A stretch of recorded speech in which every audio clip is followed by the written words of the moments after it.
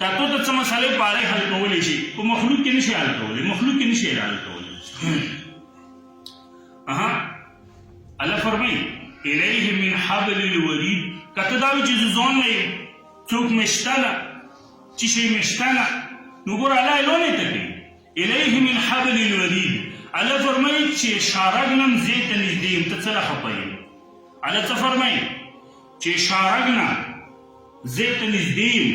مخه پکې امن وکړه دا ډېر زبردست لون نه على فرمایي لا الیه من حبل الورید انسان ته زه خپل شارګنم نږدې نو انسان ته خو ځان نه الله سره دومره نږدې ملګری دی خو چې ته غواړې ډېره زبردسته خبره لا تقنطوا من رحمة الله لا يرون چې منه امید کړي زموږ رحمت نه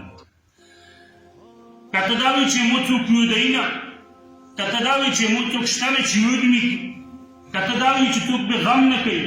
وګوره الله لونه ته کې قرآن پاک کې الله فرمایي فاذكروني اذكركم